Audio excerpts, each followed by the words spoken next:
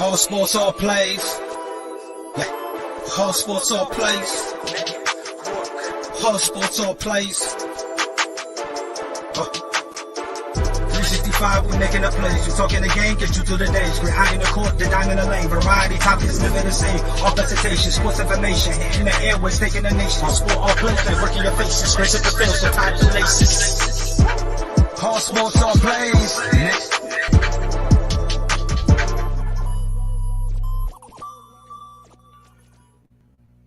Welcome to another episode of the He's on Fire After Dark show. I am your host, Jay Joyce. Welcome again. Glad everybody's showing out again. The numbers are going crazy right now. That deserves He's on fire! Crazy week this week. We've been busy. The summer is here, getting off a birthday hangover. A lot of stuff has been happening in the news. Work is crazy. But let's bring in Amit. Amit, how you doing, man? How was your week? Well, first, let me just say again, happy birthday to you, Jay. Now 22 years old. Appreciate it, man. Congrats.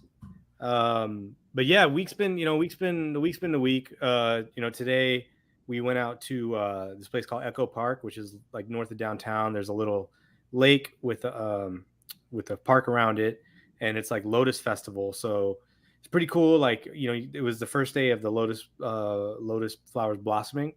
And so they had a bunch of cultural stuff going on, a lot of food. It was really hot for LA. So we had to get a couple different Kona ices, but it's been good. Well, how was your day? Like me, I just stayed in today. I've just been hanging out. Me and my girl, we did a bunch of cleaning yesterday. So like today it was just relaxing, napping. She just got her COVID shot, so she was feeling a little like, like the first one or which one? The first one. She's been putting it off for a while. She supports it and all. She just, she's just been putting it off. And we're going to Universal September. So we all need them. I've been having mine, so I'm good. Yeah. But yeah, she's getting hers now. So Universal where?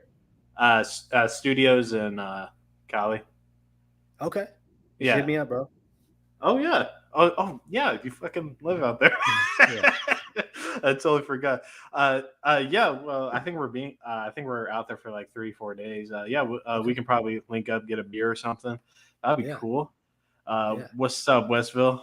Hope you had a nice swell week, man. Thanks for hopping in. Before we hop into anything, Amit, I know you wanted to touch on a few things. Some stuff has been happening in the last couple of days, and I want you to, So I guess I want to start off on a little bit of a downer. I don't know if you guys watch Sopranos, but Tony Sirico, who played Paulie Walnuts, he passed away yesterday. We don't know the cause of death yet, but he was 79 years old. And dude, he is such a character. Like, I just loved his character in the show, but then when you hear about the other actors talk about him, he's even funnier as a human being than he was as Paulie Walnut. So the world is going to miss him. He was his character in the show was probably top 5. And in my opinion, on the greatest show that was ever created. And, he'll be missed. So shouts out RIP, the GOAT, Tony Sirico. Yeah. The Sopranos is such a classic show. I watched it a lot when I was younger. I don't really remember much of it, but I do remember Paulie, and he was a classic character, man. And with him passing, it makes me want to go back to the show and just watch through it again because it was such a good show. And there was another celebrity death, James Caan. Most famously known in Elf and other projects and stuff, and he was a great actor as well. And he lived a long time. I think he was 83 when he passed, but shouts out to him. He, like, his whole career he was putting out great material.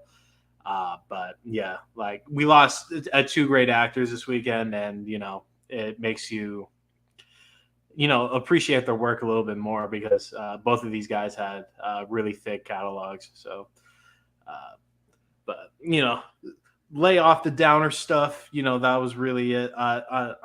Did you want to say one more thing? Yeah, I don't know if this is a downer too for maybe half our fan base, but what is the probability that we see DeAndre Ayton back in a Phoenix Suns uniform next season? Man, that's a question, man. That is a question. Before I give my answer, I want to hear your thinking, because obviously the Phoenix Suns sign is still upside down for you. It's going to stay like that Yeah. for a while. And there's one thing that can happen, and I'll flip real quick. Real quick. And you've been the biggest supporter of the we should bring Aiden train back. So I just want to hear your thinking now, like 2 weeks later, after we talked about this last time. Yeah, I mean, I've just kind of seen what the rest of the NBA has done. A lot of teams in the West got better. Portland got better. Denver got better. Clippers got better, and they'll be healthy. I mean, I think the formula that we had to win, it should have happened this year or last year. I don't think that formula works anymore, because as much as I love what Aiden can be, the potential of who he can be as a player, I think you got to take your chance, because everybody else is just leveling up, and the biggest level up for the Suns is to bring in KD, right? Right. But you can't gut your team to do that.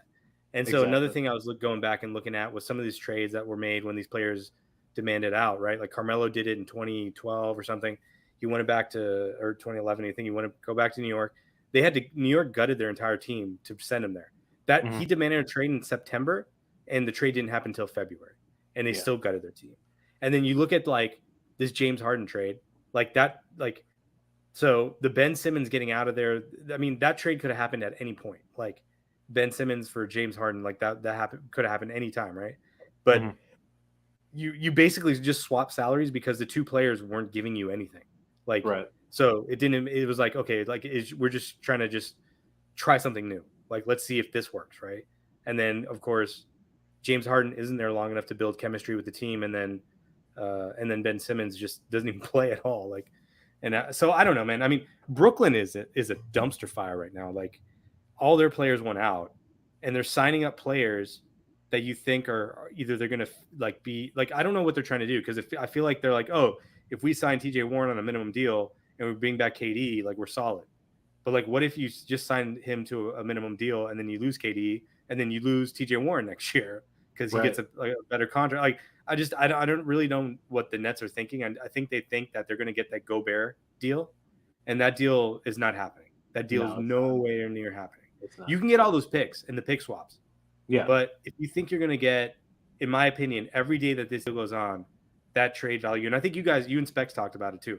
The same thing. Like, the longer that they try to prolong this thing, like if we go, so I can see a scenario where we actually bring DA back, because maybe on a qualifying offer or on less than a max deal, and then we do the trade in like January, and they get less than what they were going to get, right?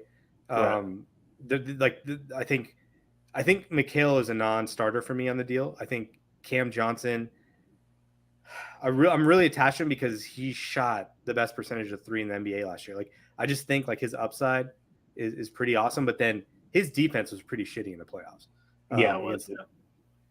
And so that's a concern of mine. And I think that's correctable because he did play good defense against Giannis in the finals and against other players. So, and the other thing I say is I really feel bad about DA, because I feel like DA, like he really expected to get a max. I think he thought he was going to get it. And now like nobody wants him, and it's just, that sucks, imagine like you're just trying to get a job, even though you already have a job and nobody wants you. It's just like, it sucks. Right. So, I mean, I would say DA staying, that's probably a 20% chance. I think the overall KD deal happening is like 80%. The two of them being on the same team is like maybe like 5%. But I mean, there's a lot of things that we never hear about and then they end up happening. So, maybe Orlando or maybe somebody else just jumps in the mix. Maybe we get that deal with Indiana, three-way trade. We get Miles Turner. And I'm starting to think that if you have KD, CP3, and Book with Miles Turner, that's good enough rather than having AD, because he would be essentially AD would not get the ball, so he'd be basically Miles Turner, right? Right. So maybe that's what it takes. No, I agree with you. Yeah, like that's basically where I sit right now. Yeah, like if y'all didn't see, me and Specs, we put out an episode like 3-4 days ago talking about this same exact situation here, and the longer that the Nets prolong this, it's only the inevitable is going to happen with less stuff that you get back, and I'm all in favor of prolonging this, keeping Mikal and getting KD in the mix. And my probability of DA coming back too is about 20% as well. If he doesn't want to be here, he's not going to be here. But if he does want to be here, or he is willing to be cordial with James Jones and the Suns organization with working this out that benefits both parties, that's a very nice situation to be in. And everyone's worried about Indiana right now. And I think James Jones has really built up a friendship with the GM of Indiana and Larry Bird. Yeah. Just because we've been sending players there for a while. We've been cahoots there for many years now. So I think we wouldn't worry about Indiana right now. So I think we can put that to rest with offering an offer sheet to DA. But no matter what happens to DA, I don't think it affects this KD trade whatsoever. But when we get to the point where KD can possibly be here, I don't know if it's going to be tomorrow, and I don't know if it's going to be in January when the best time is going to be. If KD holds his ground and his agent holds, their ground with this whole situation, like KD will be a Sun. I just don't know when at this point. So the percentages you gave out, I agree. 80% KD gets here, 20% DA stays. And if we can, not give up as much as what Jake Fisher and Woj are putting out that the Nets are asking for, then, that's a win for us. I can care less about picks, honestly, but it's how deep our team is. And I would at least like to keep one of the twins, if it's Cam or Mikal, preferably Mikal. But, Cam probably has a higher ceiling when it comes to the two. But, Mikal is already established as one of the better two-way players in the league. So I wanted to end it there, but then I just had another thought. Would you do a CP3 for KD trade? And whatever fillers, like a Shamit or something to fill it in. Yeah. I think I would too. Yeah. I think Chris would be on board with that as well, because he knows where he's at in his career, and he knows what his capability is at this point. And him and Book are really tight. And Chris has always been the competitor and stuff, and his name hasn't really been thrown in talks and stuff besides fans. Of course, I would love to see the trio of KD, CP, and Book. And I say that's more likely than not, but I would 100% do that trade. Yeah. I wouldn't hesitate. I think I would too. Just because, you're talking about, one of the greatest players. Yeah, CP3 is one of the awesome point guards, but you're talking about top 5 player right now. And let's end it here. So I'll just say this one thing. This, whatever happens with KD, this is really going to set the precedence for those players that are the Dames, the LeBrons, maybe and the future guys like Ja Morant, where they could literally sign a 4-year deal and then just be like, no, I don't want to be here anymore. And the team has to trade them. Right. Before it was just you signed it, you played it, and that was it. Maybe in the last year you can complain and be like, well, I just want to get out, because I'm going to be a free agent. And then you have leverage. If he can get leverage with a 4-year deal, then it's going to change the way that all these guys, the Books, the Ja Morants, the upcoming guys, the Zions, on how they put their teams together. It's almost like a LeBron, let me just be the GM and figure out and build my team, right? So it's going to be crazy to see if he's able to pull this off. Yeah, if James Jones is able to pull this off with keeping a guy like Mikal and acquiring KD, biggest win in my opinion. And that goes like right next to the David Johnson, DeAndre Hopkins fleece. So that was like I remember that day. I was staring at my phone for at least like 5 minutes. I'm like, there has to be more to this. Like, I know it's not just David Johnson and like what was it, like 2 picks or something, and like that was a fleece, dude. I mean, that's just incompetence, dude. You can't even like, I don't know. That's incompetence. Let's roll out of the sports talk because last time we were here, we couldn't get into any of the stuff that we watched recently. But it kind of works out because we have 2 season finales that we're gonna break down. But before we touch on that, has there anything parenting wise happened this week with you, man? Because I can go off right now. Oh, there's always something, man. There's always something, dude. Yeah, I'm so it's funny because like so my son, I always hear about how he like punched some kid or something at school. Yeah. And then I hear, and so I'm like, oh shit. But then I never get the full story, right? But today, like, or Friday, I heard like, yeah, he got put in timeout because he punched his kid. And I'm like, oh, then but this other teacher's like, no, I heard what happened. Some kid grabbed him by the shirt and was like dragging him on the ground, and he was just defending himself. Oh, shit. And she's like, in my opinion, he shouldn't have been in timeout. And I'm like, you know what? Like I'm pretty hard on this guy, but sometimes like I think he's not always the one that instigates. And so I think we always got to ask those questions. Like I'm always the first one to react and be like, what did you do?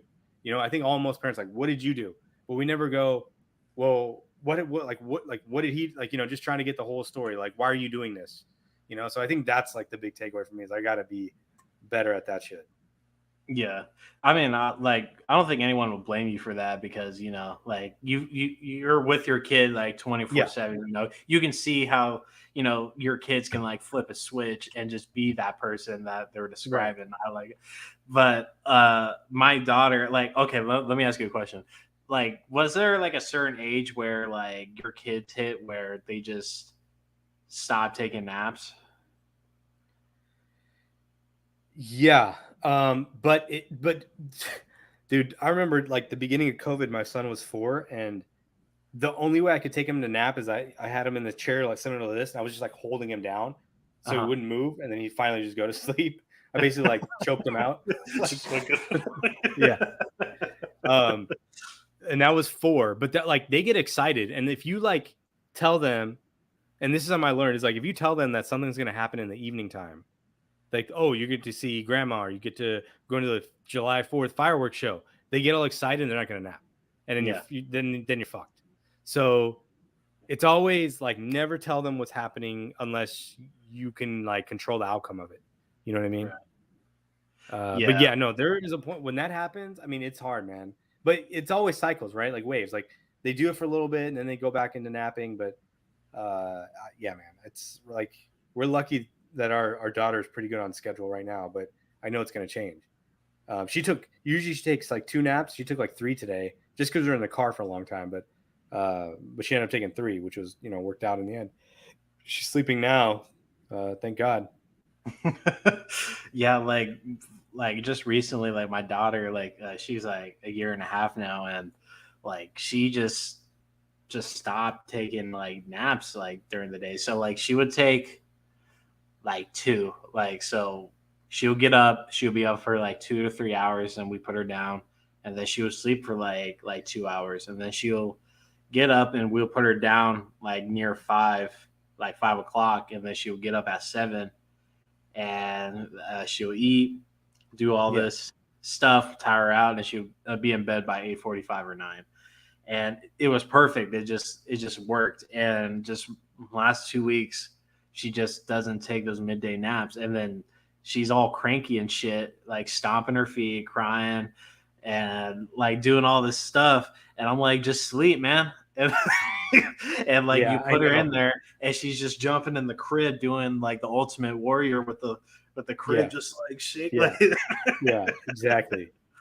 Like she's been something else, man. Like she just wants to be up and I don't blame her, but like, man, like I would kill to have like a couple of naps every day. I know, right?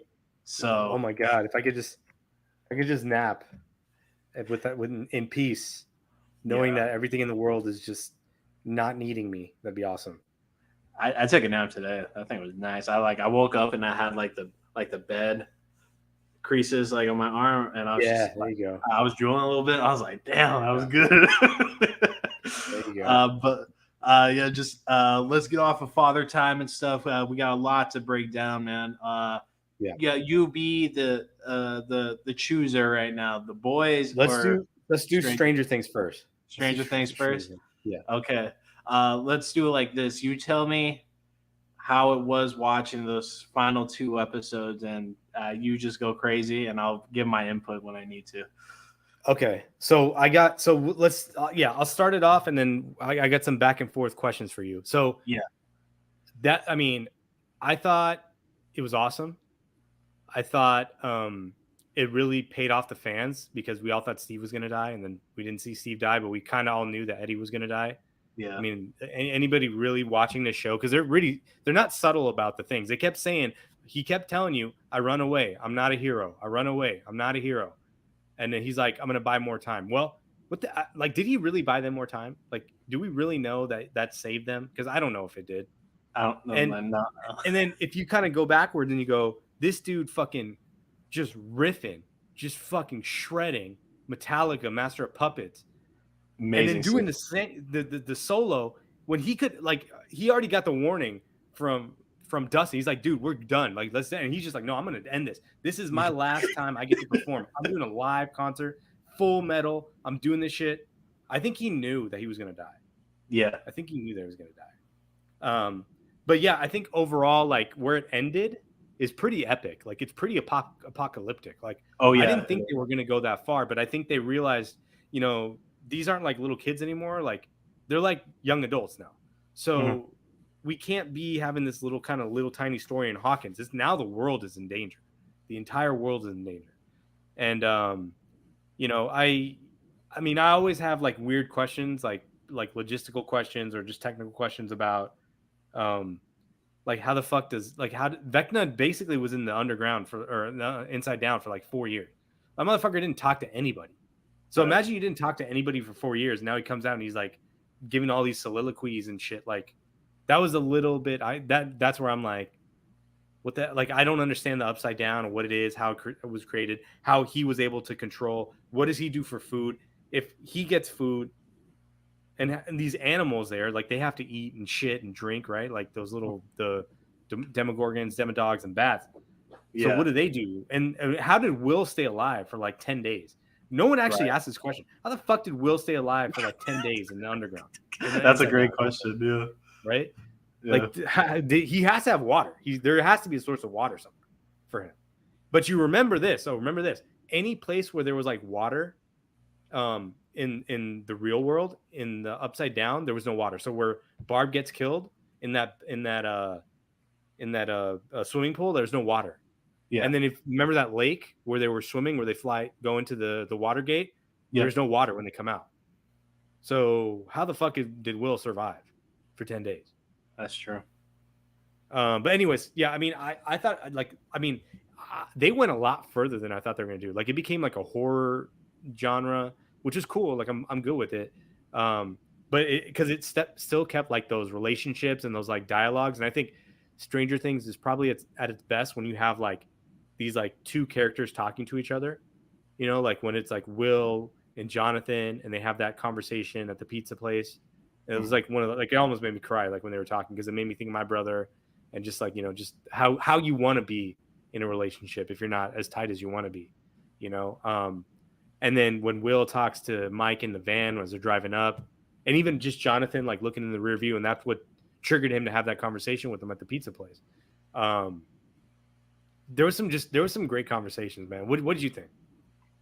Man, those final 2 episodes was a roller coaster. Like, me and my girlfriend, we were just at the edge of our bed, just like watching the whole time. Like, I mean, when that military group pulled up to that underground bunker, and they basically recreated that one Star Wars scene Dude, it was so Vader obvious. busts in. Yeah, It was so obvious, and I'm like, this guy is not even close to having any sort of like relationship to Vader. Like what? Like we just learned about this guy like a few episodes ago. Like right. he's not some badass guy that's gonna come in there and start shooting himself. He didn't even come in. Right. He Yeah. came in behind like everybody else. Like I know that the Duffer Brothers are big Star Wars fans, and I knew that going into this season, and Yeah. I was just waiting for like subliminal sort of like like shout outs to Star Wars and stuff. And I saw how they shot that scene with the alarm blaring and stuff, and I'm like, man, this door about to bust open. What do you know? The door busts open, and Eleven's just like, like just going crazy, Yeah. and but Papa finally died, but he went off like he went out doing something good finally, just unlocking the thing around her neck. But like that scene of 11, like finally pissed off enough to where she can just grab this helicopter and just like make it impossible for them to do anything, and just like blew it up. Oh, that was a great scene. And when the boys finally like pulled up, and they're all like, "What the fuck?" Like, like that was such a good scene, and you know the Russian crew, they finally got out, like Hopper and Joyce and all of them finally got out of the prison, got away from the Demogorgon, but they came back and they kind of just finished things off. There was like a little bit of a plot hole there, I thought. So Yuri and what was the other guy's name? Murray? Enzo. Oh, Enzo, yeah. Yeah, like, so wouldn't they want to come to the US? Or do you think they stayed in Russia? That thought did go through at one point, but Yuri is so Russian that I feel like he would stay, and Enzo, he's fleeing from the Russians.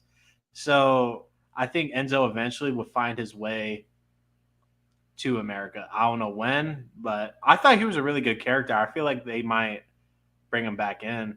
I like both those characters. I like both of them and imagine like, because anytime like Yuri and Murray were together, the shit was just comedy, dude. Like those two guys were just like so off the wall. It was like, what is going on between these two guys? Like, how do they think? But I think that I would say the justification for Enzo staying is because he has a family in Russia, so he probably stayed.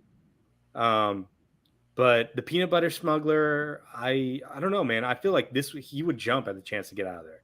But I don't know. Like, I mean, I thought like maybe if they show up and they give us a good explanation, like maybe that's good. But I mean, yeah, that was one thing that I thought was kind of weird.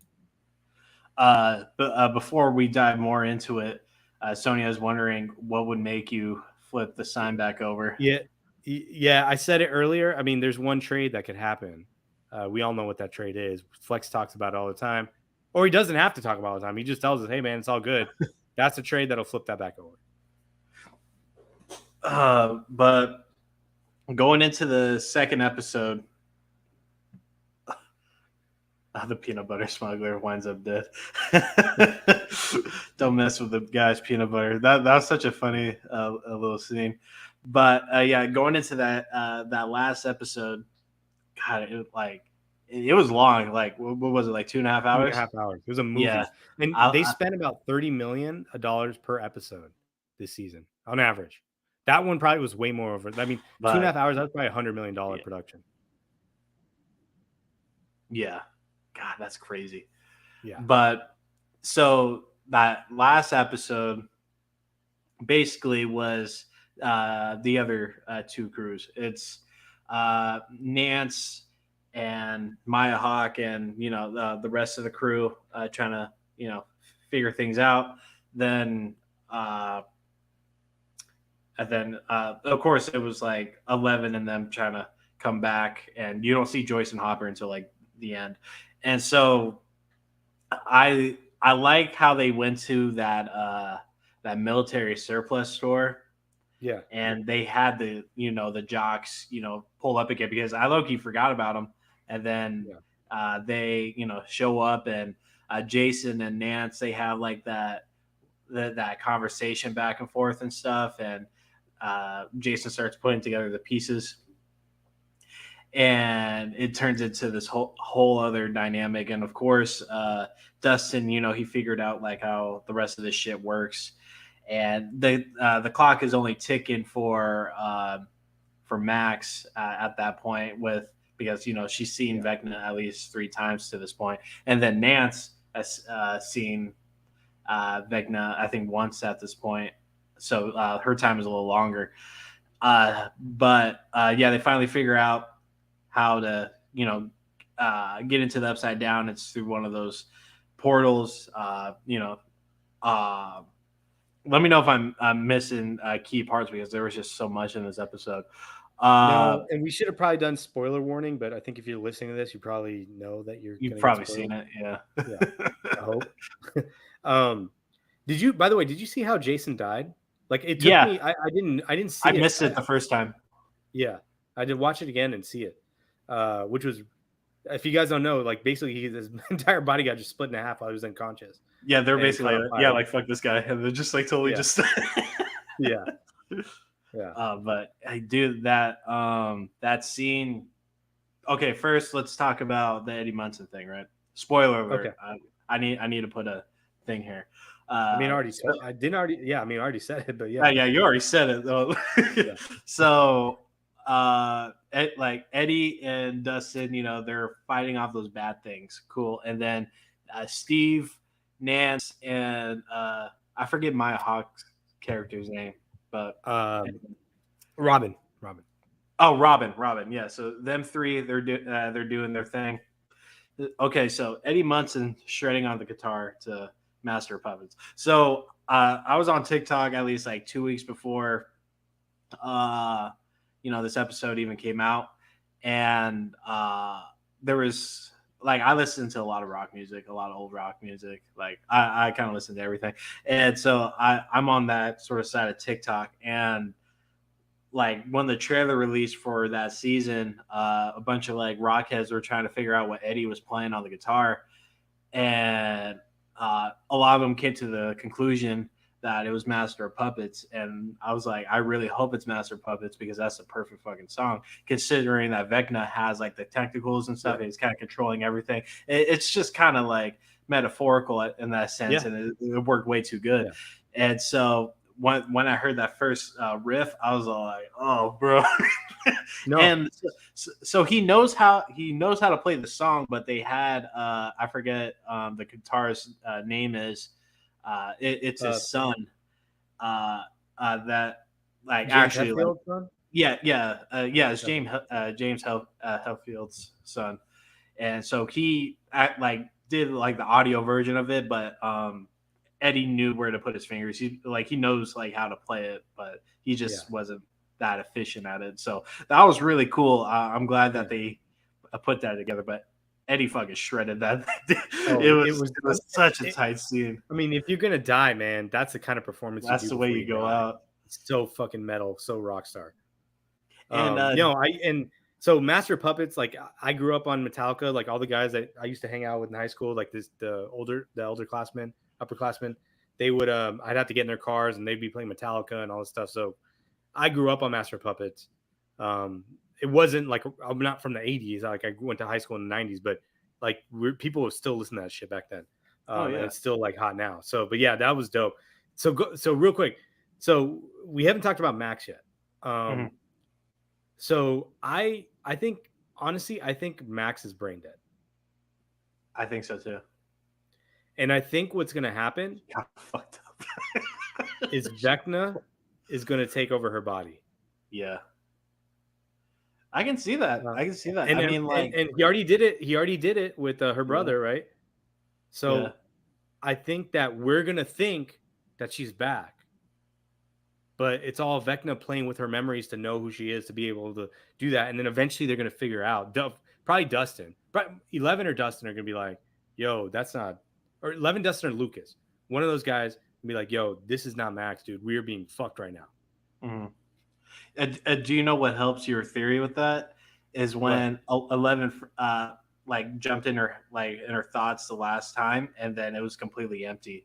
So Yeah. I think that foreshadows what's to come later. I generally think you're spot on with that, with her being Because brain dead. I really think that, like, if we give 11 the ability to bring people back to life, like, I think we can't give her that much power. Right.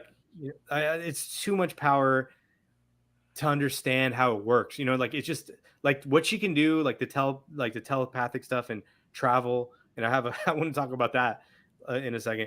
But like in the force powers that she's got and shit. Like, I think that, like, we can't, and she has her nose bleeds every time. I mean, come on, man. It's not like, if we give her the ability to, like, bring people back to life, it has to be like Rey in Rise of Skywalker, Kylo Ren, where he has to actually give up his life to make someone else's life come back. You know what I mean? Right. Yeah. I mean, but anyway, so going back to that, right? So Max, the funniest thing I probably heard in this entire show was when 11 shows up in Max's mind when she's at the snowball, and she's like, "Did I make you?"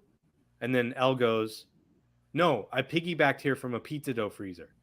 Yeah. And she was just like, "Okay." Like I was just like even in it's that not the state, craziest thing that Max has heard. Yeah. I'm like, hold on, dude. Hold on. What?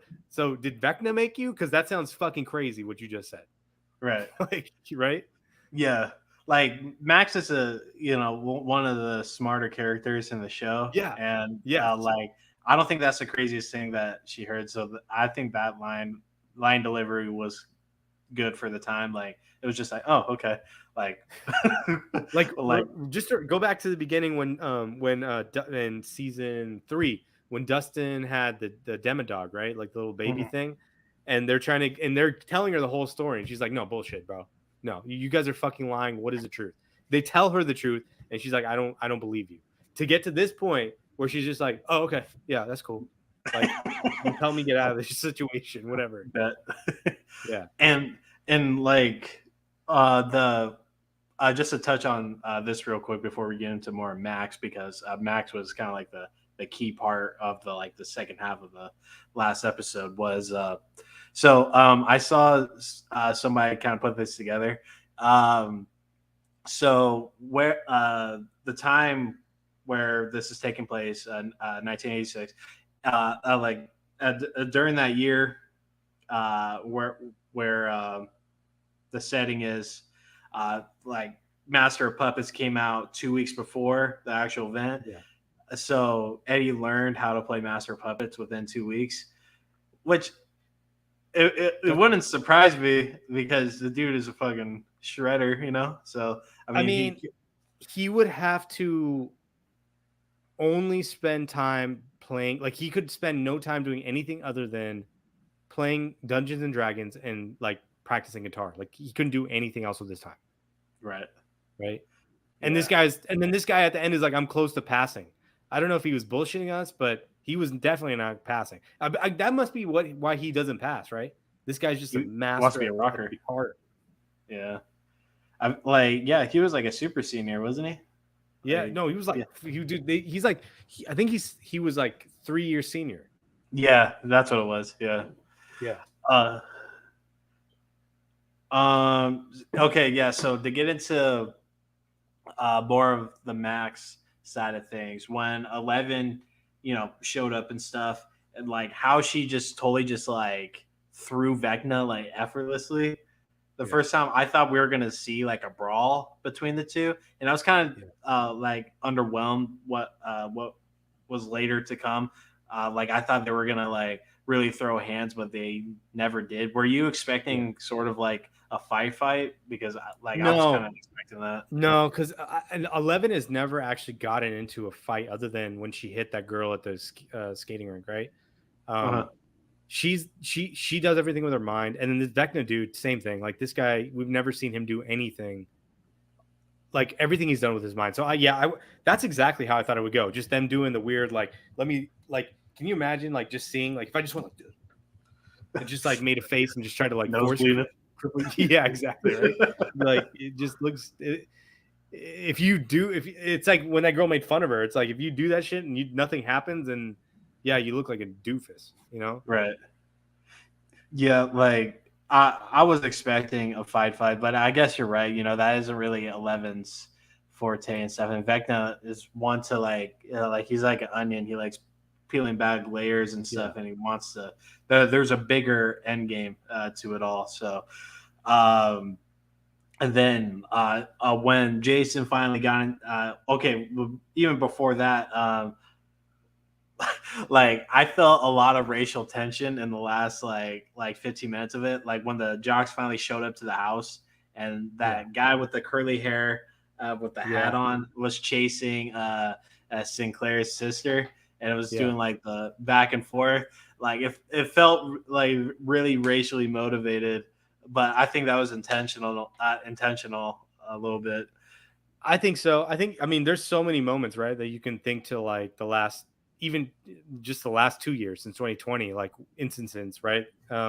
It definitely felt like they were addressing it in the way in the 80s to make it aware that, hey, like, even though we're talking about this weird ass upside down and all this other stuff going on, and, you know, we haven't seen too much other racial discrimination towards like Lucas, his sister, or anybody else that isn't white, but it just felt to just bring that in and be like, yeah, this is part of this world too. Like this is reality. Right. Like the scene wasn't at all racist, but it just like what you knowing like the time that it was set in and especially how they got inspiration from like Eddie Munson when it comes to the West Memphis 3 and stuff that and just like how they're taking like real life people and kind of constructing them into a certain way for this show. Like all that kind of came flooding in when I saw Jason get into the attic and when Sinclair's sister was getting chased and stuff. And like, it just felt very, you know,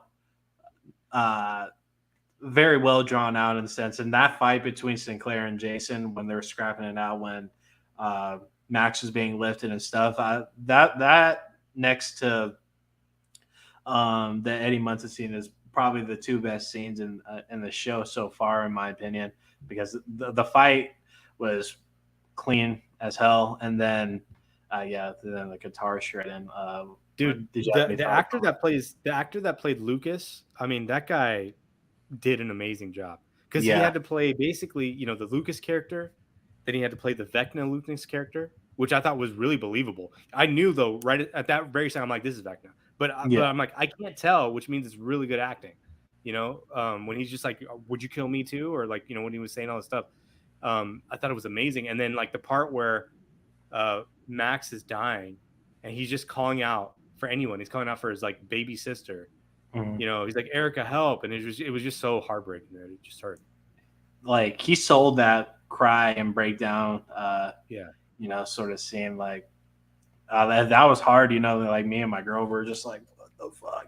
Because like she popped like 3 limbs and then, you know, her head was all empty at the end. And it was... I think like they better pay it off with her being dead because then the stakes don't matter as much. You know what I mean?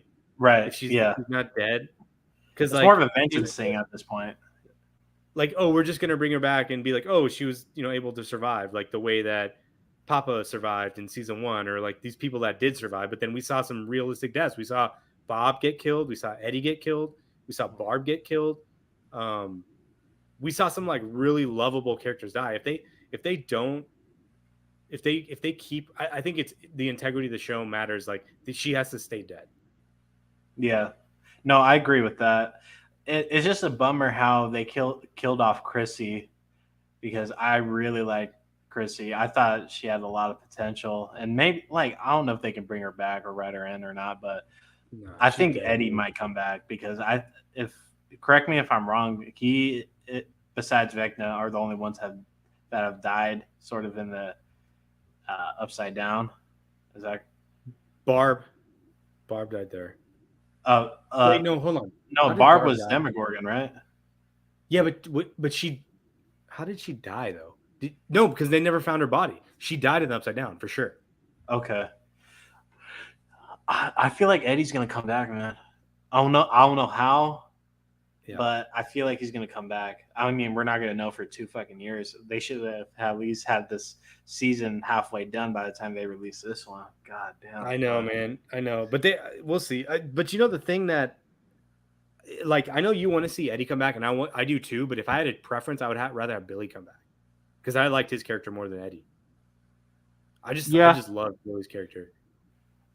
I've watched a lot of old Billy clips. I didn't go back to the season, but it was just like to see the subliminal hints of that, like Yeah. Vecna like sort of took him over, and you can see just like how he stands and stuff, just like how Vecna would stand and just how he was talking and enunciating things. You saw the corruption break down throughout the season. Yeah, Billy was tight, man. Man, that would definitely be a comeback story. Did you want to? I was gonna say another good scene was, I mean, it was hilarious. It's like, you know, it's like that heroes, like they're getting ready for the battle montage. Everyone's like gearing up, and then you got this dude Argyle making a pizza, like in the same manner, just like making it look like he's just making a pie. And it was funny that the store that they went into, it was basically argue like it was like the same guy. It was another like a stoner guy running the store. Yeah, exactly. Yeah. His character in another dimension, right? It's just like. So let me ask you this question. Yeah, because the whole problem with Mike and Elle in the beginning is that they did not like pineapple on pizza. They didn't think it was right. They didn't think it was something you would do. How do you feel about pineapple on pizza? I don't mind it if it's on there. Like, I'll eat it. You know, I'm not too crazy about it. I'm not gonna order it, but if it's there, if I go to a party and it's there, like, I'll eat it.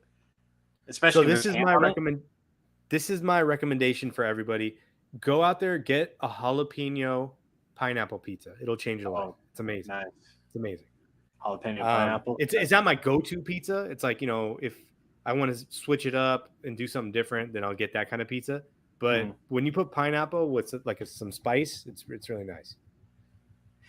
That sounds good. I just had like Little Caesars the other night, but I probably won't get it from there. Probably like California Pizza Kitchen or whatever it's called. Yeah. So like, here's the other thing I had about the pizza joint. So we talked about the other guy who was basically Argyle from like Utah or whatever, Nevada, wherever they were, and then so he goes, how much salt do you need? And they're like, about 600 pounds, or they say something. And he's like, yeah, I can do that. Mm-hmm. Why the fuck does any restaurant have 600 pounds of salt, dude? That is going to kill a lot of people. That is too much salt. I was trying to do the math because I used to work at Domino's. Like when I was in high school, my first legit job was like working at Domino's, and we never had like salt. I never saw salt there. It was made for the customers, you know, whatever, but there was no salt. So that was weird to me. Like, I want to do some research about that to see, like, in the 80s, if there was like a different ingredient sort of compound where you had to use a excess of salt. But like, I've worked in kitchens and stuff, and we'll just order big old things of kosher salt. So like 600 pounds, that's a lot, dude. Like, yeah. But how the episode ended, all of them, you know, regather and stuff. The city, Hawkins is, you know, all fucked up. Everyone's calling it an earthquake, some supernatural stuff. Dustin has that heartfelt moment with Eddie Munson's dad or uncle, like whoever it was. That was really sweet. And then they're on that, you know, the ridge in the forest, and they look over the horizon. It's raining ashes, and then you see basically this Armageddon thing happening. Like, do you have any theories about like how this is going to unravel? So the Duffer Brothers said, and they got a lot of criticism from their cast, but they basically said this is our Game of Thrones season, and everybody thought, it's because they're going to kill people off or it's going to become epic. But I saw it totally differently when I watched it again. Because what's Nancy's little sister's name? I don't even know. Yeah, but you know what I'm talking about. Yeah. So she's with the mom, right? And she's like, "Oh, it's snowing," and I'm like, "Oh, winter's coming." Like we're gonna see the epic battle at the end. You I know, like that. No, you pick up on shit like that. That's what I like about you. Yeah, that's cool. No pun intended, but yeah, like as soon as I saw the Raining Ashes, I'm like, yeah, some shit's going on right now. And then you see that, that little fucking thing from season 2. I think that's when Will got taken. That fucking monster thing, like that shadow thing, like in the back. Yeah, the spider thing. Yeah, that spider thing. And if you recall, remember I called this. Remember I said I think Vecna is the main bad. I don't think the Mind Flayer is. And I think all he did was he saw this like sort of spider thing that made him think of Black Widows. He's like, oh, let me see if I can control this thing. And then he took control of everything in the Upside Down, right? He was always the guy. Like he was always the guy. We just didn't know it. Right. Yeah, like I saw some clips from season 1, and you see Vecna like once or twice. Just you do? dark figure. Oh yeah, like when they first are riding their bikes like in the middle of the night. They're going through like this forest channel, like a dark street and stuff, and they have like the lights in the front of their bike, and what makes them swerve off the road into the forest is you see it like a figure of Vecna like in the middle of the street. You can probably find it, or I'll send it to you. I'll send you the clip. But yeah, that's what made him off the street. So basically, that changes a lot of things. You know that, right? That basically means that Vecna was pointing them towards 11 the whole time. Mm-hmm. He's basically drawing out everything. I mean, like everything's kind of going to plan is what, because that was when they found 11, right? Like when they veered off. Yeah. And that was when that was when she fought the Demogorgon and opened up the portal. And that makes sense because if he was controlling the Demogorgon at that time, then he basically created the portal. Like 11 didn't create the portal. She did indirectly, but he created that thing to happen. Right. Yeah, I'll send you the clip when I see it, but I'll look it up after the show. But I mean, that's kind of like what I put together at the end. I'm like, this is basically his end game. This is the the 8th movie of Harry Potter when Voldemort and Harry Potter finally scrap it out. I mean, it's basically the same thing. The Game of Thrones ending, it's finally winter. I mean, well, we're in the final stage now, and I'm happy to see that there's a conclusion now, but we have to wait 2 fucking years for it. Did you have any closing thoughts about that before we get into the next thing? So let's do another probability. Who does Nancy end up with at the end of this series? That's a good question because God, it could really be 50-50 between the two, but what the choice I'm gonna pick is her not picking either and her just doing her own path, because I feel like they're gonna make her own person and not necessarily have her attached to the hip to somebody. So for the older fans, that's a full 90210 reference to Jenny Garth saying, but choosing between Brandon and Luke and saying, I choose me. Yeah, exactly. Off and those motherfuckers are left with their dicks in their hands. Yeah, that can happen. That's a possibility. What do you think? Well, so I mean, given what we know, so Jonathan lives halfway across the country. Right. So, I mean, that long distance, especially at high school, is not going to work. Doesn't work. So, and he's not going to the same college. He keeps lying about where he's going to college. She knows where she's going.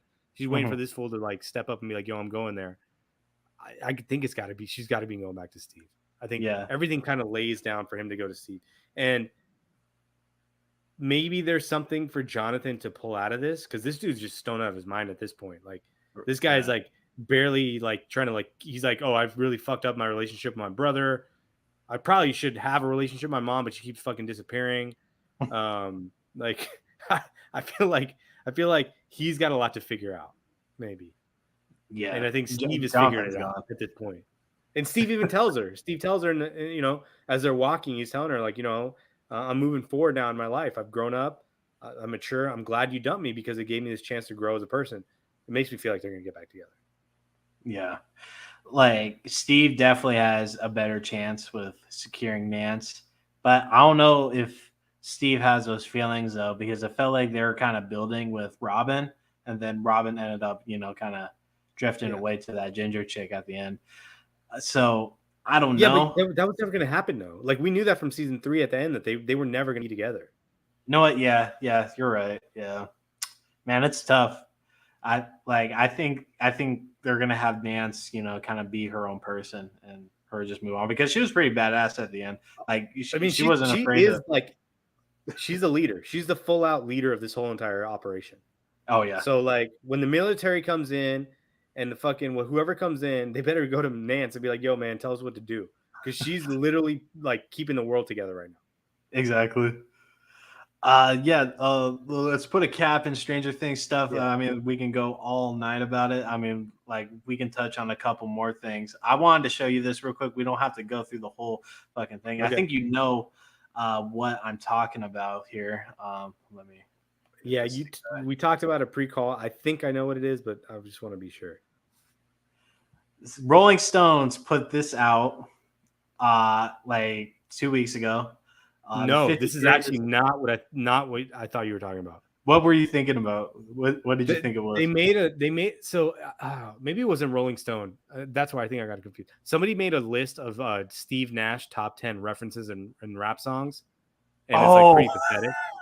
Because like I think that there's one where it's like they talk about like the allegory or whatever is like, oh, my back's fucked up, like just like Steve Nash or something like that. But okay, so this is good. All right, so I'm surprised, 100% surprised. Okay, so I have my grudge with Rolling Stone. I feel like they throw a lot of bullshit in their stuff and just to see what sticks. But I mean, this is definitely a list. All right, so to start off with, Zack Snyder's Justice League. I mean, I wouldn't say that's like the worst, but yeah, it's not the worst. God damn, bro. Okay, I'm just gonna do this. Ghost Rider, that's definitely last. Megamind, I feel like is way too low. Megamind's great. Is that a superhero movie though? I guess I don't know. You will see the classifications for them. I mean, like supervillain, superhero, but turns into villain. Basically. Yeah. Yeah. So I mean, I get it. I haven't seen this. I don't even know what that is. Scott Pilgrim versus the World. I was surprised. That's not a superhero. There's no way that's a superhero movie. Yeah, it's not. But if we're talking about quality of movie, this should be a lot higher. Yeah, if we're classifying this as so let's just put this out there. Marvel put out 29 movies alone. Yeah. So if we're talking top 50, okay. If we're classifying, I wouldn't classify this as a superhero movie, but it's a good movie. It's definitely a good movie, worthy of a rewatch for sure. Yeah. But maybe it falls on the list based on like the other movies. So yeah, like I love Edgar Wright films. Yeah, like this. If we're talking about quality movie, this should be a lot higher. Old Guard is cool. I don't even know what that is. Okay. Batman. They made a movie? Wait, hold on. They made a movie of this shit? Yeah, I think it's like 90 minutes.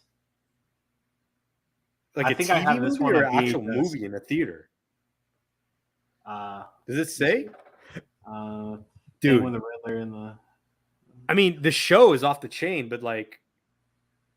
So I should say it has its moments. The show has its moments. There's iconic moments from the show, but to make a movie out of this is insane, dude. I'm gonna do more research about that. Yeah. Thor 2011. I'm not a big fan of the Thor movies besides Ragnarok, and Ragnarok is this one. Yeah. But I think that's deserving right there. The Lego Batman movie. This is disrespectful. This is a great movie. This needs to be higher on the list. Yeah, but I mean, dude, there's a lot of movies, bro. Like, there's a lot of movies. Like, maybe you've looked at this list, right? I know what's in the top 5, and I don't agree with what's in. Okay. Let's see. Let's get okay. Keep going. The Avengers at 41. I don't know about that, dude. This broke a lot of grounds. It's top 20. It's Top 20. Yeah. The Dark Knight Rises. I'm not a big fan of the Christopher Nolan movies. This Bane, I wasn't totally sold on. I mean, Dark Knight. You didn't think it was the greatest? I love the Dark Knight, but like Begins and Rises, I wasn't too crazy about. Begins. So Begins was really true to the comic book Batman Year One that Frank Miller wrote. So I love that movie. That was my favorite all-time movie until Dark Knight came out. Then like Dark Knight opened the world with Iron Man and all these that's when creatives are like, oh, we don't have to be in this comic book world. We can make it a real world thing and make it just as good. But yeah, Dark Knight Rises. I mean, dude, the guy gets there's a lot of plot holes in that movie. Like, let me just punch your back really hard and it like fixes your spine, and then you can go fight Bane. Like, come on, bro. Right. And then Anne Hathaway, I wasn't totally sold on that Catwoman too. Rises is better than this movie. Yeah, for sure. And I only saw the first 90 minutes. I didn't finish it yet. Yeah. It's jumbled, I'm not gonna... Yeah, it is. The first Avenger, this is one of the better Marvel films, but at 38 is tough. But I think Avengers is better than Avengers is better than first Avenger. Yeah, I would say that. I don't think that's a hot take. The Batman at 37. This movie ridiculous. Can't be that low. That's a top 20 movie. Yeah, that's a top 20 movie. Tank Girl. You don't even know what that is. All right. This should be off the list. All the Ant-Man movies should be fucking somewhere else in another dimension. Wherever you put Scott Pilgrim, put these movies there too, please. Right. So they can be on the bottom of that list too. I like the Ant-Man movies, but the Batman kills these, Yes. These were product placement. These were placeholders for Avenger movies. Like every time an Ant-Man movie came out, it was in between like a big Avengers movie. Exactly. The newest Suicide Squad movie. This is my one, probably a top 3 DC movie for me right now. I think it's a good movie, but I don't think it's that like. I think it's lower. It's a great movie though. Like I like the movie. It set up Peacemaker and all that stuff, but it's not.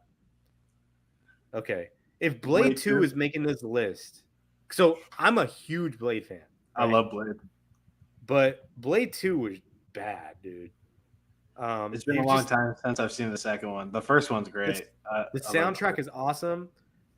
They just introduced too many characters into it to make it like this thing. So Blade hopefully is in the top 10. Blade Trinity is a top 30 movie. Man, I think you're gonna be disappointed here. Unbreakable. I was surprised. That's a good movie. That's a top 10 movie. Yeah, this is a great movie. Yeah, I was just surprised that they threw that here. V for Vendetta. Dude, this is a political movie. This is not even a fucking comic book story, dude. Right. I love the movie, but why is it here? The movie's all right. It's okay. This, I never saw it. I don't even know. It's cool. Like a lot of people kind of overblew it, saying it's like a top 3 Marvel movie. It's a good movie. Don't get me wrong, but I'm not crazy about it. The Crow. I was surprised this was here. I didn't know that was a superhero movie. I never saw it, so I don't know. I can't tell you anything. Begins in top 30. I'm okay with that. Yeah, I'm not mad. Hellboy. There's one in here. Did you ever like Hellboy? It was cool. I liked the movie when it came out in 2004. I haven't probably seen it since 2004. I like Hellboy. Darkman. I haven't seen this one. I never saw this. Isn't that a horror movie? Rocketeer. That is not a superhero movie, dude. The guy just built a rocket. He's not Iron Man, dude. He just built a rocket thing. Did he save anybody? Did he actually save any lives? I don't know. Like I've seen it. It's weird. Return. Is there a villain? Did he fight somebody? Like I don't think Rocket Man to me was just a fucking like an engineering movie. World War II era pilot with a jetpack battling gangsters and Nazis in retro delight. Okay. All right. I guess they spent a lot of time showing that guy making a fucking rocket pack. That's all I remember Yeah. for that movie. And him testing Batman it out. Returns. That shit was dope. Yeah, That's a dope this was movie. tight. And I That's the love top this 30. Catwoman too. Like Yeah. the stitches and all that. Yeah. That's the top And 31. they made Penguin in this movie. I don't like how they did Penguin in this movie. Like they just uh made him look like a Tim Burton villain, you know? Uh Yeah. You know, Deadpool. Oh so yeah. I think like one thing that's happened is that so we have like before we had this just one genre, superhero movie, right? But there's Right. like like serious superhero movies, like funny ass superhero movies, movies that are part of like a bigger like universe. This movie was like a funny ass movie. Like it wasn't meant to be like really your standard superhero hero journey, right? Like Hmm. good guy fight bad guy. It was just like just this fucking guy talking to the camera and made it really funny. So I love the movie in terms of its own genre. This is probably number one in that genre, where Yeah. it's like that sort of like maybe Kick Ass, this movie, and um yeah, I mean let's just say Kick Ass in this movie and that like in that separate genre where it's like you know, funny sort of like real world, but like not really serious, even though it's serious, like, crime fighting. Hmm. Like when this came out, I was absolutely in love with this movie, and I'm Yeah. glad like they got Deadpool right because he's one of my favorite characters ever. RoboCop they threw in here. I was a little surprised. The Not the original biggest too. robot cop guy, but I definitely appreciate it. Appreciate the time that it came out. I mean, it was definitely culture breaking, I would say. Yeah. It's a good movie. Doctor Strange almost cracking the top 20. That's not even Uh, close, dude. I never saw the movie, but I know I wouldn't put it in the top 40. it's good, but I wouldn't throw it in top 20. Superman 2. I was surprised by this. I think this is more off of the nostalgia Yes. first 100%. sort of thing to come in Is this the because this one? was Is this the like one the where he first one came reverses out the in like like the rotation of the 75, earth? right? What? Like the first Superman movie, it was like 75. Then the show was like in the 60s. Yeah, so is this can you scroll down? Is this the one where he reverses the earth to save Lois Lane? I think it is. Playing as Guardian, wanting to retire and enjoy the normal life he learned with Lois Lane. Unfortunately, he decides to call it a day right as three Kryptonian supervillains break uh, out of the Phantom Zone and try to conquer Earth. The Christopher Reeve slash Margaret Kidder, Gene Hackman. The core makes it all sing, as does the focus on the relationship between Superman and the woman he loves. Also, I think this is the one. I don't know. Like those Superman movies are okay, man. They're I mean, they were the first ones. They didn't have special effects. Somebody should have called George Lucas and been like, "Yo, man, can you make this movie good?" Because this is what year was that? 80? That's like 85. yeah, dude. Oh, That 8. Oh, my fault. 80. So this is before Return of the Jedi. Like he could have helped them make this movie good. That is true. God, they would have made that movie look good for the time. Yeah. I don't like Superman, dude. Like I when don't like you Superman either. totally like max out like a character, it just makes it unwatchable. That's why I never really got fully into Dragon Ball Z. It's like, why should I watch it? You know? Yeah, no, and I think that's the reason why people like Homelander is so interesting, right? Because you just Right. max a dude out, and then he's psycho, and he's just like, holy shit, like this guy he's gonna destroy the world, like. Batman Mask of oh shit, what the fuck. I really like this one. I actually have this one on VHS. I haven't seen this, and again, this is a different genre. If we're talking about animated movies, that's a whole separate genre of superhero movies. Right. Because then Spider-Verse is the all-time great goat in that category. Yeah. Like I don't like how Rolling Stones like put this together, and you're gonna see why in a second. The Winter Soldier. This is definitely one of the better Marvel movies. but I have a problem with it being at 18. I feel like it should be closer to the top 10, not Yeah, necessarily I mean cracking it. this movie is probably the one I've rewatched the most, and I don't really rewatch movies that often, Uh-huh. but anytime I see this on TV, I'm captivated. This is Right. such a good movie, dude. Such a good movie. This is where I have a problem. They put X2 before the Winter Soldier. A That I lot mean of the X-Men movies are dog shit. the so when they first came out, it was like revolutionary because if you read the comics or watched the cartoon, you're like, oh, this is like now we get to see like this guy, Hugh Grant or who's this guy? What's his name? Hugh Jackman. Hugh Jackman. We get to see like a real life Wolverine. That's crazy. Who looks like him and acts like him and all that stuff, and we get all these characters. But the fucking movies were dog shit. Yeah. The characters were awesome, but the movies were dog shit. Like it got good when they introduced Rogue and Nightcrawler, and I was just like, "No, we have them." And then when they went back and did the origin movies, right? Mm-hmm. Those origin movies are like top 10 movies. Yeah. I can't remember the names of them, but it's funny because like they had to like go back and like retrocon like all the characters from like what happened and be like, okay, well, it happened because this shit happened in the past, like, and it affected it, and now we're living in like this weird like paradox. Like, I mean, I love those movies, and I love the characters too. Like the guy that plays Professor X, the guy that plays Magneto. Those guys are awesome. Yeah.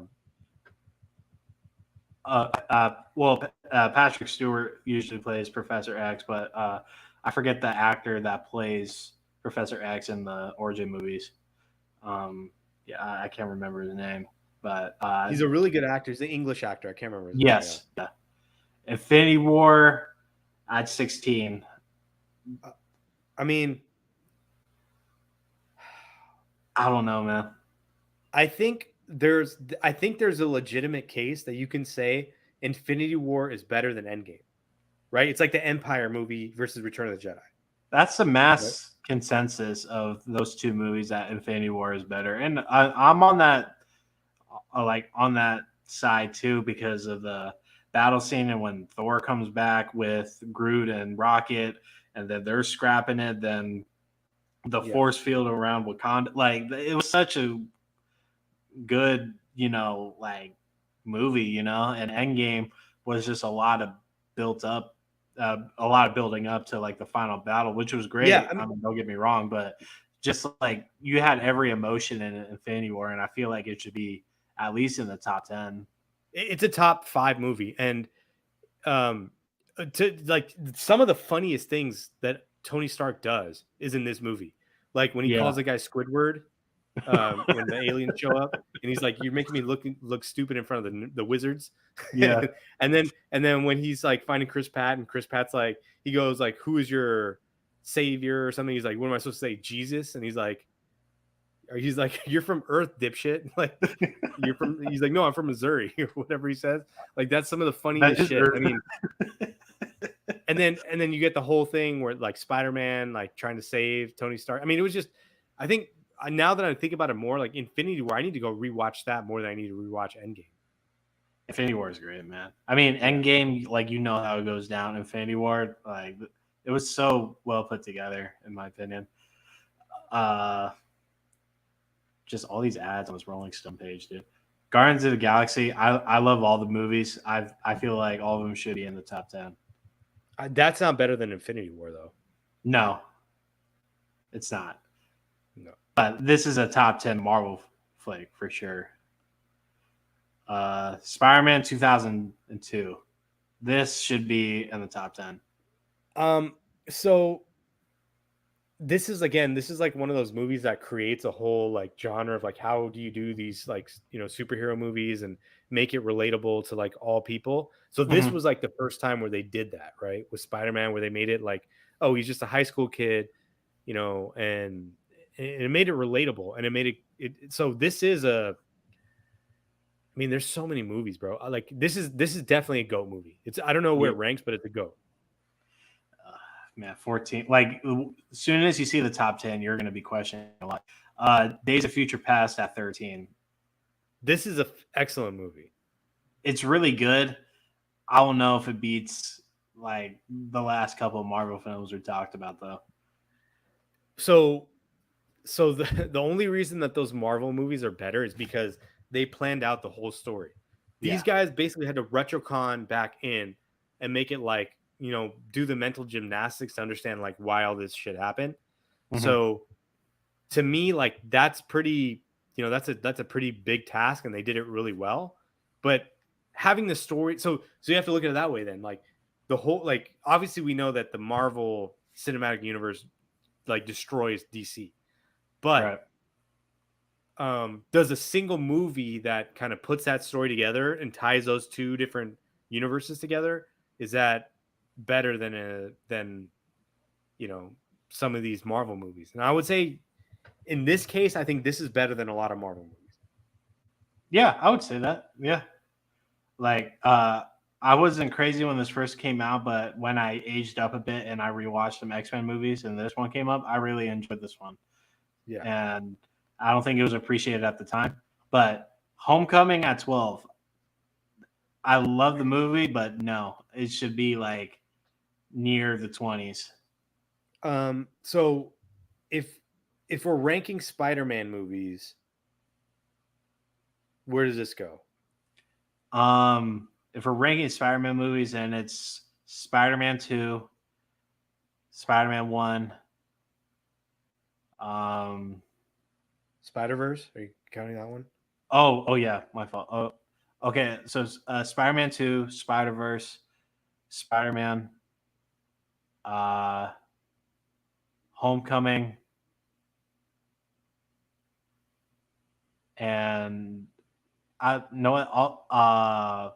No, throw Homecoming out. Put Andrew Garfield's first one, Amazing Spider-Man, then Homecoming, Amazing Spider-Man 2, and then Far From Home, and then what was the other one? No Way Home? No Way Home. Yeah. I put No Way Home above all those movies. I would put that at number 3 on your list with the first Really? two. Yeah. Yeah. I like I love all of them. I'm just saying preference wise, But this movie, this isn't even the best Spider-Man movie. Like we both agree Spider-Man or Spider-Verse are better than this. Yeah. Or Spider-Man 2. Spider-Man 2, like any of those are better than this. Mm-hmm. Like, I think Tom Holland's done a great job balancing both between nerd and, just nerd life and being Spider-Man. Andrew Garfield, I thought, was better at that. It's just people didn't necessarily give him the chance because the writing was bad. I thought Andrew Garfield was the better one at the time. Like Tobey Maguire, he'll always be in my heart, but I feel like Andrew Garfield is overall the best balance between both. Yeah. Iron Man, the first one, at 11. That's a top 5. That's a top 5. This is a top 5. Yeah. Like this movie came out with like so much praise and so much expectation, and this was kind of like the first Marvel movie where everyone's all like, oh man, Marvel's here now. Like, we had the Hulk movie before, we had this Spider-Man's came out a little before this, and this Iron Man movie changed the game, and this was kind of the start of everything. So top 5 for sure. I can rewatch that all the time. The Incredibles top 10. This doesn't even count. This is a cartoon, bro. This is for kids. This is for little kids, bro. It's not a movie for everybody. This pissed me off. Wonder Woman at 9. It's a top like 30, 40 movie, but it's not. It's not top 10. Dude. And there's a lot. So let me just say this: there's a lot of great superhero movies, and we've gotten all of them in the last like 15 years. Like probably 75, 80, 90% of this list came in the last like 25 years or whatever, right? So, but this is a great movie. Like the story was great, the message is great. They built this character out in this DC world where the DC world is just pretty like shambles, pretty shitty. So this movie's good, but it's not like. I mean, this isn't better than any Spider-Man movie. Yeah, no, it's not. I mean, And like, I really like this movie too. I saw it in theaters and I thought it was phenomenal. I just didn't leave the theater thinking this was a top 10 superhero movie. Maybe that just didn't come to mind. Logan was better than this. Logan. Yes, yes. Thor Ragnarok at 8. That's probably right. Yeah, this was really good. This was really good. Yeah, it was just funny as shit. It was one of the funniest movies. The Dark Knight at 7. I feel like this is way too low. This is the best to me, but Yeah, at 7. That's tough, dude. Like that's not even top 5, and you have some really weird movies on this list, so I don't even know what's coming after this. Yeah, you're Into the Spider-Verse at 6. Okay, I mean that's fine. I can live with that. Yeah, even though again, it's an animated movie. It shouldn't be on this list. It's a different universe. It's like, yeah, I mean, it's its own thing. Yeah. Superman 1978 is on here. I think they do this just to be like, because they got to put the movies that like influence all the other movies and create like the way to make cinema out of these types of stories. But sometimes you got to go like, this is just, there's like 5 million plot holes in these movies. Like they never really thought about the plot, and they didn't have the special effects. And honestly, I don't think they had the right characters. This guy does not, like the guy that plays Superman now. That guy looks like that guy's a fucking superhero. That guy's on roids. You're talking about Henry Cavill? Yeah, that guy's massive. Yeah, like, that looks like Superman. He's a unit. Yeah. Like, we need that guy a linebacker for the Cardinals. Endgame at 4. I mean, like, again, I don't hate like I think I think Infinity War is better, but that's fine. If if somebody was to come to me and be like, "Hey, man, like Endgame's better than Infinity War," I'd be like, "Dude, it can go either way. Like, I'm not going to fight you on that." I'm not going to argue. It's your preference, you know. I'm not. Yeah. Logan at 3. I have no problem with this. This is probably a top 2 Marvel film for me, or just superhero movie in general. It is, but 3 is really high. It's a top 10 movie, but it's not a top 3 movie. Spider-Man 2 at 2. I mean, it's a top Spider-Man movie, but it's not the best comic book movie. All right, Amit, can you guess what 1 is? Okay, so Endgame we already saw, Infinity War we already saw, Iron Man, Dark Knight. Do we see? Yeah, we said Dark Knight. Did the original Spider-Man show up? No. But we covered all the. Did we cover all the? And they already covered Zack Snyder. Yeah. They're gonna, dude. If they say X-Men Part 3 or X-Men, it's gonna be X-Men Part 3, isn't it? No. Okay, good. Because that was the worst one.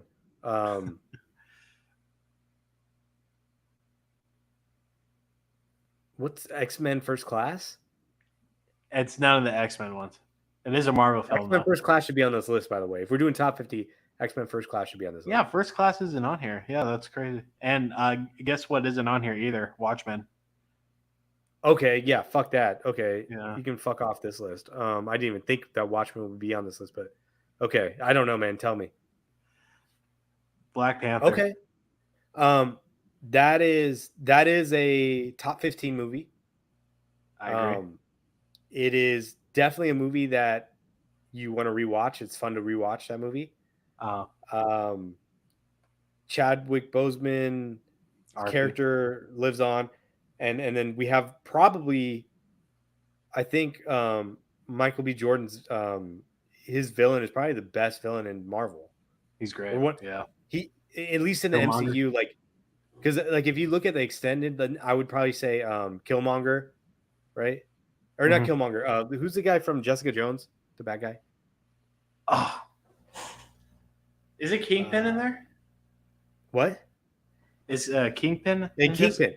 Yeah. Kingpin, him, and Killmonger are the top 3 Marvel villains. Yeah. Yeah, I agree with that. Yeah, Michael B. Jordan did a great job with that. Because at the end of the movie, you're like, wait a second, maybe you have a really good point. Maybe what you're doing actually makes sense. Like, It made sense to me. I mean, like I saw why he did it. yeah. Like I get it. No, but he like makes a really good points to them, and then he does some fucked up shit, and you're like, okay, maybe not. But yeah, no, for sure. I mean, Black Panther is a great movie. Yeah, it's great. I was just surprised that it was at one. I would have thrown The Dark Knight or Logan or just Spider-Man 2, Iron Man, Iron Man into the multiverse or not as a Spider-Verse. I mean, those would have been like the ones. I was just surprised to see Black Panther there. I mean, I'm not complaining, but I just my preference wise. I mean, okay, let's just say this real quick. I mean, so the movies they have in this list, like, I think we both agree Ragnarok's better than Black Panther. Yeah. And Winter Soldier is probably better. Winter Soldier is better, yeah. What about Civil War? I'll probably take Black Panther over Civil War. Black Panther over Civil War. And that's debatable too. I mean, I could see it either way. And then I didn't even mention Endgame or Iron Man or Avengers, or I even think Age of Ultron is an underrated movie. It is. It was overhated at the time, but I rewatched it recently, and it's really good. I mean, it's the introduction of, Scarlet Witch and her brother. I don't. Yeah. So. But I mean, so I'll say this: Age of Ultron is better than any Superman movie. Yes. Yes. Yeah. No, you're 100% right. Yeah, I don't know why they threw in those Superman movies. Like, it's like I got some hate about this with some older people, right? When the question was who is the best all time, Jay-Z or Kanye? And I'm like, if we're talking discography, I'm taking Kanye. 7 days a week, twice on Sunday. But if we're talking about overall rapping skill, it's Jay-Z, like 100%. But if we're thinking of all of them together, like I'm taking Kanye just off artistry and then, just his, just everything. But like the argument I was getting back is that like there wouldn't be a Kanye without Jay-Z. And I'm like, that's kind of like a dumb argument to me, It's like, not. He wasn't influenced by. Kanye was not influenced by Jay-Z. Maybe a little bit, but it's not. It's like saying like there wouldn't be a Devin Booker if there was a Michael Jordan. It's like, right? No, the connecting piece isn't there. Like the connecting piece is Kobe. You know what I mean? Like you can't compare. If it wasn't Kobe, it would have been another player. Like, right? Yeah. It's just it's not their. Even though they're like maybe a generation apart, but they're not like this. He wasn't looking at like if you listen to Kanye's music, he was just trying to get in with Jay-Z. He wasn't trying to like be Jay-Z. Jay-Z had the platform. He had and Kanye wanted to be on that. Yeah. He was actually probably sounding more like the rappers from Chicago, Common, some of the other guys. Like that was his influence. You could hear it in the way he raps and in the way he made his beats and stuff. But yeah, no, I mean. Look, like I think Jay-Z overall like is greater. I had a chance like when my brother went to UCLA, like this was like 2011 or 2010, and he had a chance to get tickets to go to a Jay-Z concert on like a random weekday. And this is when I was just married, didn't have any kids, but I had to, still had to drive like 45 minutes to work at that time. So we were both like, fuck it, because we had just played basketball at UCLA, and then but it turned out to be a 3-hour concert.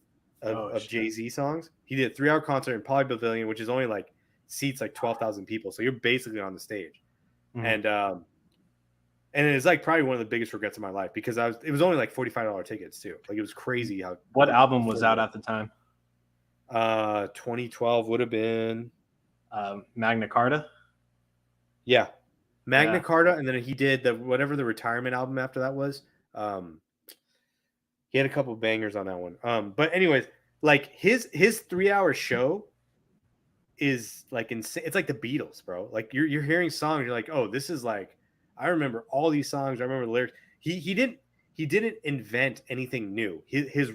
his lyricism was different in that he could play on things and really makes you like tie. He was really good at storytelling and like tying like things together that didn't make sense, right? Or tying like stories and making a story about, you know, drugs dealing to like corporate hustle, and he like tie them together and make them to sound like the same thing, right?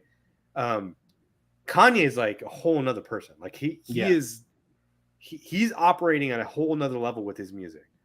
The problem is the production is at an 11, but the self-awareness is at a 0. Yeah. You know what I mean? Yeah. And that's the problem, because like I tried to listen to the Donda album, dude. I was listening to him like, this is exhausting. It's so much production. I'm listening like it's just too much. It's overwhelming. It's layered like crazy. Yeah. I never finished it. I got like 3 songs in, and I haven't listened to it since then. It's a long album. I don't blame you. Yeah. But then if you go back to College Dropout, Graduation, like the entire album, like you could just put it on rewind. My favorite, I think we talked about this. My favorite Kanye album is 808 and Heartbreak. By far, like my favorite Kanye album. You didn't tell me that. That's crazy. Yeah, that is my favorite Kanye album. I can listen to that on and on and on and on and on. But then he has a lot of great like features on like Common or with like Talib Kweli that are just fucking amazing. Or even with who are the guys that he did that song? The Beats? No, it wasn't the Beats. He did a song about Chicago. I can't remember who it was. Anyways, he has a lot of features that are like underrated. And the other stuff that he's produced for Jay-Z and all that, and that's different, right? Like if you're talking rapper or talking about like musician or artist, like who's a better artist? The most creative, better artist is Kanye. Mm-hmm. The better rapper and the better at creating content that is just universally loved is Jay-Z. Because like Kanye will make stuff and it's not, people won't like it. Like now, before like everybody loved it, but now like, you know, now like even Life of Pablo, like people didn't even like that because he talked shit about Taylor Swift or whatever, right? Yeah. And it was like, it was during the he like did some things that were like controversial, and I don't know why he did them, because it took away from the artistry of the work. Mm-hmm. You know? Yeah, I agree with that.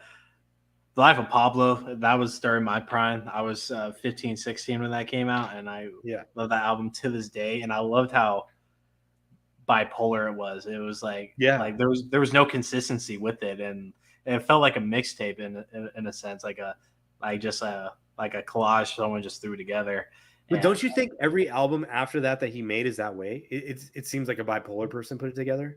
Yeah, like like Yeezus really like stopped me in my tracks. I'm like, what the fuck was this? Like, I didn't like it at first, but I appreciated it over time, and I was starting to pick up the craziness from Yeezus, and then Life of Pablo wasn't like a surprise. It was more what I wanted, like from the rapping standpoint of Kanye. Then, I mean, everything after was a formula of that. Yeah, like the work that he did with Pusha T, like those albums are so underrated. The Pusha T albums that Kanye produced. Are we talking about Daytona and Daytona 20? Was that 20? What year was that one? I'm talking about like all the way back to like 2012. Like he did a few. Yeah, he's done some albums with Pusha T that I'm like, this is the Kanye that we want, because he'll feature on there. And he'll be like grounded because he's with somebody else that's like, hey, man. My name is my name? Was that? Yeah, I don't need the crazy shit from you. Like, we just need to do the production, remix it, mix it, master it, but don't do that crazy shit with it. Did you listen to Daytona? Yeah. Yeah, Daytona's great. Wrath of Cain, Fear of God, My Name is My Name. Yeah. I'm pretty sure Fear of God had a bunch of Kanye production, and My Name is My Name had like 2 or 3 songs. What's the song? What's the album with Adonis? What was that you cut out? The album that he did, Adonis. What that Drake did? Yeah, what album was that? That came out around Daytona. Okay, that was like that was like an EP. It was like 8 songs or something, I think. Yeah. Yeah, but that was where I think Pusha T like kind of caved in and Kanye and with Kanye. I was like, okay, we're gonna do some crazy shit. Yeah. But yeah, that was really my point with just with it doesn't matter who inspired you. It's the same thing with the Pac and Kendrick argument too. Like Pac was only able to release like 2 projects, and Kendrick is now like 5 deep. I think collectively we can kind of say that Kendrick is a better overall artist at this point because I mean, the different. I don't think the question would be that from even the first album. I think we all knew that Kendrick was way better than Pac. I think we can say that about so many people. Mhm. You know, you could say that about Kanye. You could say about Jay-Z. You could say about. I still don't think Biggie. I think Biggie's like the most overrated rapper of all time. But you could say that about Nipsey. Like, there's so many guys. You know, from that. I think the thing about Tupac was that he was so prolific that he has more albums than rappers today have. Mhm. Like, and I mean, he probably has more albums. He might have more albums than Jay-Z. You should look that up. Like, I think he has more albums than Jay-Z has out. But projects Nas, probably. like, I'm sure he has more albums than Nas. But he's more of just a character, like a beloved person. What he stood for and what he fought for, but at the same time, he was a complicated person, and he could say like, you know, "Dear Mama," and then he could also make a song, and that's why I fucked your bitch. Like, I mean, it's just he almost had a lot of bipolar qualities to himself. That translated over, but everybody loved both of those qualities. You know what I mean? He definitely Problem has with more. like Kanye is like not everybody loves both of them. Yeah. But everybody loved every Pac song. Like, so we're coming up on hour 30. Like, Amit, did you want to touch on the boys at all? Okay, let's do it quickly. Okay. Yeah, I mean, dude, that the entire season was just nuts. I honestly, like, after season 2, I was kind of like not that interested in watching season 3, but I just felt like I needed to, and it just goes so many places, and I just realized that from season 2 is that they kept just branching out into these different areas where it's like, okay, it's just going to be this like broader story. And in season 2, I was just like, I wasn't with it. But in season 3, I'm like, okay, I'm back. Like, I like this. I like that it's going into. I like what they did with Black Noir. That whole him having like this. That was just wild. Like, his entire story was just fucking wild. Because we didn't know shit about this guy. Then we find out he was like this jovial dude. Then he, goes in the battle. Then he gets his throat cut so he can't talk. It becomes a different. I mean, the whole, because I always thought that, like, before they told us and when they did the cartoon and showed us that part, I thought that the Black Noir that we were seeing was a different Black Noir from the one that they had fought in Vietnam. Okay. I didn't think it was the same guy. Because I'm like, how could it be the same guy? This guy seems like he's he's trying to be in like Bruce Lee movies and shit. Like, right. No, he wouldn't be in Beverly Hills Cop. He was auditioning for Beverly Hills Cop at that time, and it's just like, how does that guy become Black Noir 40 years later or 50 years later or whatever it is? Right. Like, I'm gonna dive into the show tomorrow. Like, when the show first came out, I gave it a couple episodes, and I was like, oh, this is really good, and then I just didn't watch it again. And so I'm gonna hop back into it tomorrow. But on a scale of 1 to 10, where would you rank this season? I think season 1 was prime. Season 3 is better than season 2. But in terms of like, if we're talking like, it's a different type of show, right? It's a superhero show, but it's not. Superheroes are like in the show and they're a major influence on the entire story. Right. But it's really about, you're talking about like this good guy, Billy Butcher versus Homelander, and they're essentially the same guy. One guy has powers and one doesn't, and they're trying to kill each other for opposite reasons, and you realize that Butcher's just a piece of shit, and can he be, so it's like it's just all over the place, and the stuff they do, like, have you seen it? You've seen some of it, right? Yeah, very little. You saw though. the first episode where the guy explodes the other guy's dick. Oh yeah. Like that. I mean, like that? I can't believe I'm seeing that on Amazon. Like that's crazy. Like it's insane. Some of the stuff they pull off. Yeah, like I'm glad that we're in the age where superhero stuff. Besides the point that we're getting into the time where directors and writers aren't afraid to like push the limits a bit, and they just really just kind of like let it out, and it's more expressive in that way. I mean, like we're about to get a biopic of Marilyn Monroe from that's going to be NC-17, and I forget the actress's name, but she's great, and it looks phenomenal, and I can't wait till that comes out. And like I can already tell you that movie wouldn't have came out 10 years ago. With all the stuff that Marilyn Monroe's been through, especially with the Kennedys and stuff, and how she got her start from Playboy. Like this movie wouldn't have been made 10 years ago. And I think what kind of broke ground for that was Tropic Thunder back in 2008. It was such a crazy movie, and it was so controversial. And then like you look at it back, it's like, how did Robert Downey Jr. get away with blackface? But he was the dude playing the dude disguised as another dude. and one of the best movies, dude. One of the best to just go on YouTube and just look up scenes from that movie, because there's so many. That is an instant classic. Do you know how long it took me to like fully like register that Tom Cruise was you didn't know that? It took me so long. Yeah, they made him like all thick and stuff. Yeah. Like Bill Hader, Bill Hader, Tom Cruise, Robert Downey Jr., Matthew McConaughey, Jack Black, Ben Stiller, dude, like this movie was absolutely insane. And what's his name? Kenny Powers, that guy. What's his name? Kenny Powers. Yeah, like, the movie top to bottom is great. Like I might watch that this weekend.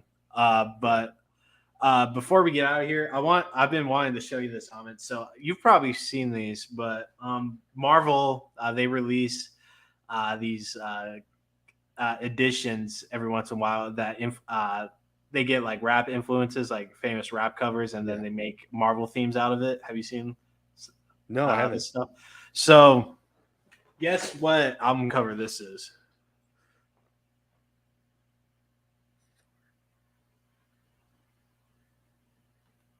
What is it? It is MF Doom and Mad Libs. Yeah. Okay, yeah. Okay, that's tight. I like that. Yeah, that's so cool. They did that with Thor, and you could probably guess this one. It's Iron Man. Iron Man. Is this Ghostface Killer? No, this is Get Rich or Die Trying for 50 Cent. Interesting. Okay, I can see that. Yeah. It just, I guess that's too much on the nose, because you know that Ghostface Killer had an album named Iron Man. Oh yeah. I see why you guessed that, and this one's easy, and this is really on the nose, and this is probably the best one, but okay, that's Nas, right? Yeah, Nas. Yeah. Illmatic, Miles Morales. I mean, dude, it's like that's cool. Can't get more on the nose with that, you know. Yeah, they didn't actually put any thought into that one. They just put the face of the other guy on there.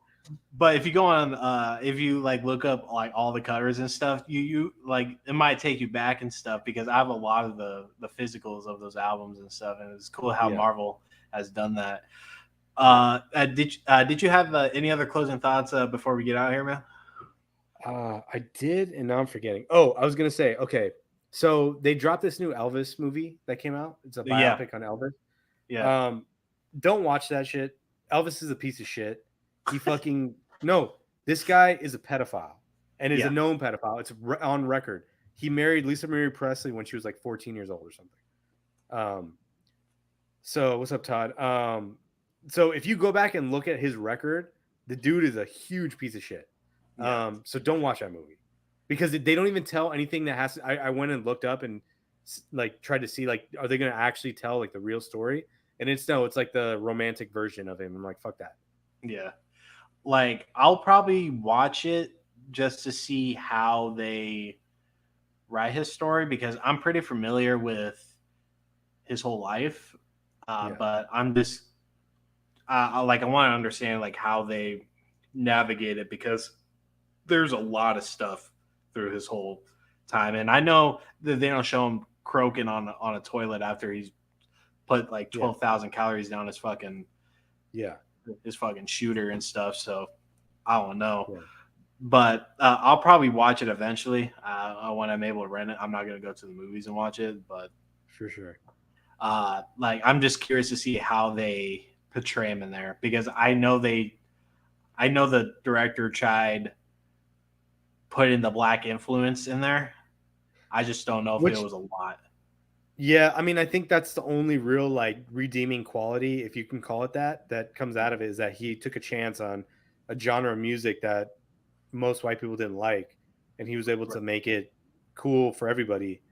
But one, he's appropriating. Two, I can't specify or go back. Like, just go and look up his history. This guy was searching out 14, 15-year-old girls all the time.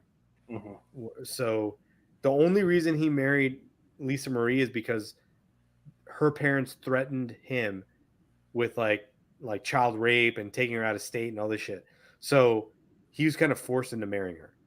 That's the only reason he married her. He didn't marry anybody else in his life. He only married her.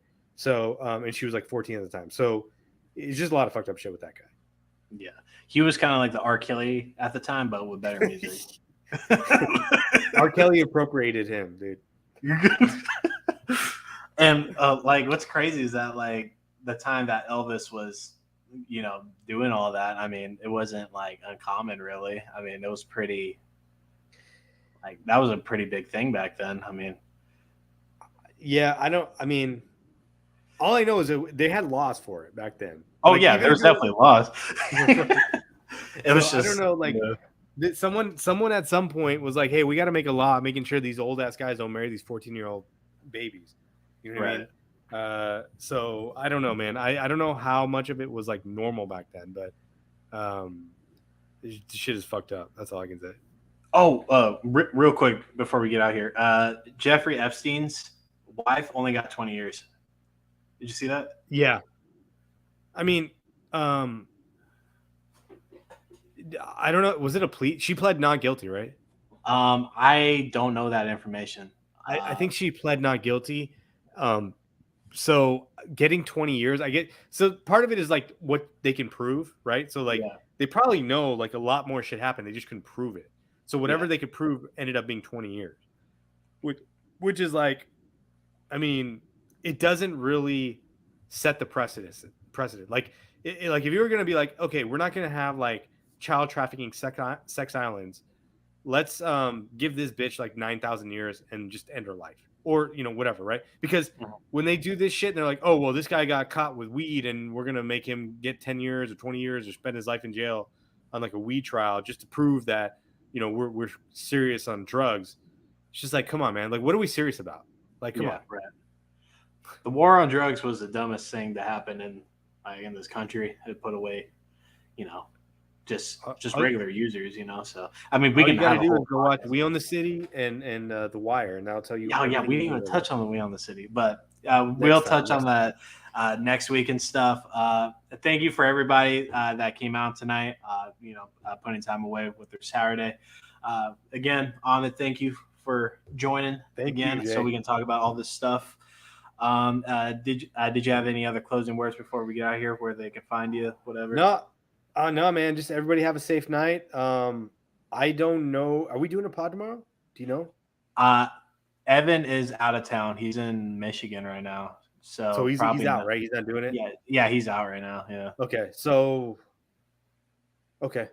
let's text. Maybe we could throw another pod together real quick. I don't know. Yeah, we can definitely do that. And if any KD news drops, maybe we can throw something together for sure. Like I have thumbnails made for the next, couple episodes probably. So cool. But Again, thank you everybody for joining. Amit, it was nice talking to you again, talking more shit, and I will hop into the boys and I'll keep you updated on my watch process as well. I'm taking a break from my Star Wars stuff because honestly, I'm not into it right now, but we could talk about that later. Thank you everybody. Amit, have a great night. Everyone else, have a blessed one. All right. All right. Peace. Deuces.